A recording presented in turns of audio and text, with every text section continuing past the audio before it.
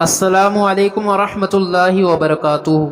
دجال یہودیوں کی نسل سے ہوگا جس کا قد ٹھگنا ہوگا، دونوں پاؤں ٹیڑھے ہوں گے، جسم پر بالوں کی بھرمار ہوگی، رنگ سرخ یا گندمی ہوگا، سر کے بال حبشیوں کی طرح ہوں گے، ناک چونچ کی طرح ہوگی، بائیں آنکھ سے کانا ہوگا، دائیں آنکھ میں انگور کے بقدر ناخنا ہوگا، اس کے ماتھے پر کافر لکھا ہوگا جسے ہر مسلمان بآسانی پڑھ سکے گا، اس کی آنکھ سوئی ہوئی ہوگی مگر دل جاگتا رہے گا۔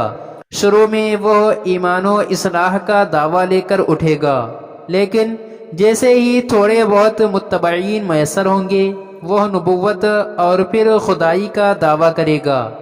اس کی سواری بھی اتنی بڑی ہوگی کہ اس کے دونوں کانوں کے درمیانی فاصلہ ہی 40 گز کا ہوگا، ایک قدم تا حد نگاہ مسافت کو طے کر لے گا۔ دجال پکا جھوٹا اور اعلیٰ درجے کا شعبدے باز ہوگا، اس کے پاس غلوں کے ڈھیر اور پانی کی نہریں ہوں گی، زمین میں مدفون تمام خزانے باہر نکل کر شہد کی مکھیوں کی مانند اس کے ساتھ ہو لیں گے۔ جو قبیلہ اس کی خدائی پر ایمان لائے گا دجال اس پر بارش برسائے گا، جس کی وجہ سے کھانے پینے کی چیزیں ابل پڑیں گی اور درختوں پر پھل آ جائیں گے۔ کچھ لوگوں سے آ کر کہے گا کہ اگر میں تمہارے ماؤں اور باپوں کو زندہ کر دوں تو تم کیا میری خدائی کا اقرار کرو گے؟ لوگ اثبات میں جواب دیں گے۔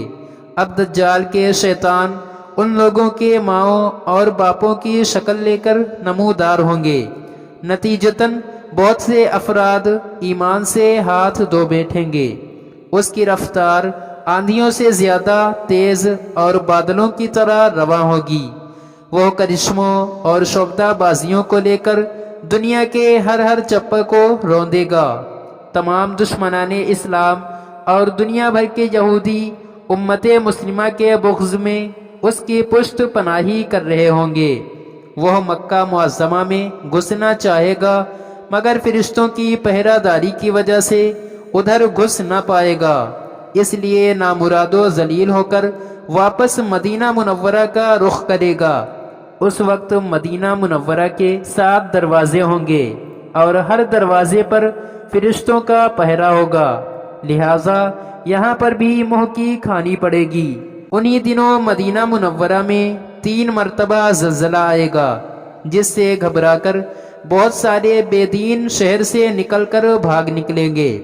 باہر نکلتے ہی دجال انہیں لقمہ تر کی طرح نکل لے گا۔ آخر ایک بزرگ اس سے بحث و مناظرے کے لیے نکلیں گے اور خاص اس کے لشکر میں پہنچ کر اس کی بابت دریافت کریں گے۔ لوگوں کو اس کی باتیں شاق گزریں گی، لہٰذا اس کے قتل کا فیصلہ کریں گے، مگر چند افراد آڑے آ کر یہ کہہ کر روک دیں گے کہ ہمارے خدا دجال نعوذ باللہ کی اجازت کے بغیر اس کو قتل نہیں کیا جا سکتا۔ چنانچہ اس بزرگ کو دجال کے دربار میں حاضر کیا جائے گا، جہاں پہنچ کر یہ بزرگ چلا اٹھے گا کہ میں نے پہچان لیا کہ تو ہی دجال ملعون ہے، اور رسول اللہ صلی اللہ تعالی علیہ وسلم نے ہمیں تیرے ہی خروج کی خبر دی تھی۔ دجال اس خبر کو سنتے ہی آپے سے باہر ہو جائے گا اور اس کو قتل کرنے کا فیصلہ کرے گا۔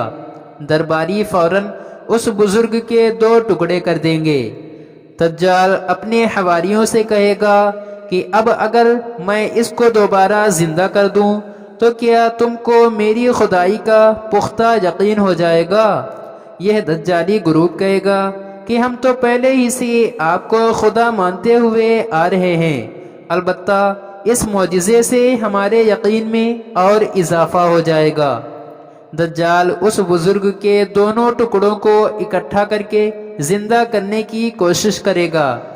ادھر وہ بزرگ بوجہ حکم الہی کھڑے ہو جائیں گے اور کہیں گے کہ اب تو مجھے اور زیادہ یقین آ گیا ہے کہ تو ہی دجال ملعون ہے۔ وہ جھنجھلا کر دوبارہ انہیں ذبح کرنا چاہے گا، لیکن اب اس کی قوت سلب کر لی جائے گی۔ دجال شرمندہ ہو کر انہیں اپنی جہنم میں جھونک دے گا، لیکن یہ آگ ان کے لیے ٹھنڈی اور گلزار بن جائے گی۔ اس کے بعد وہ شام کا رخ کرے گا، لیکن دمشق پہنچنے سے پہلے ہی حضرت امام مہدی علیہ السلام وہاں آ چکے ہوں گے۔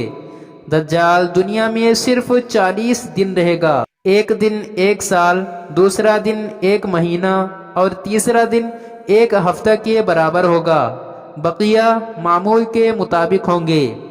حضرت امام مہدی علیہ السلام دمشق پہنچتے ہی زور و شور سے جنگ کی تیاری شروع کر دیں گے، لیکن صورتحال بظاہر دجال کے حق میں ہوگی، کیونکہ وہ اپنے مادی و افرادی طاقت کے بل پر پوری دنیا میں اپنی دھاک بٹھا چکا ہوگا۔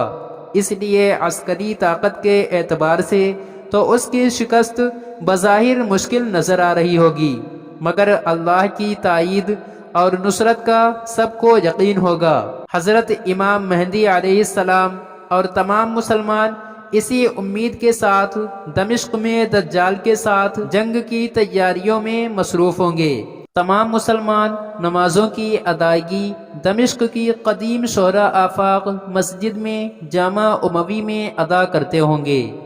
ملی شیرازہ لشکر کی ترتیب اور یہودیوں کے خلاف صف بندی کو منظم کرنے کے ساتھ ساتھ حضرت امام مہدی علیہ السلام دمشق میں اس کو اپنی فوجی سرگرمیوں کا مرکز بنائیں گے، اور اس وقت یہی مقام ان کا ہیڈ کوارٹر ہوگا۔ حضرت امام مہدی علیہ السلام ایک دن نماز پڑھانے کے لیے مصلی کی طرف بڑھیں گے تو عین اسی وقت حضرت عیسیٰ علیہ السلام کا نزول ہوگا۔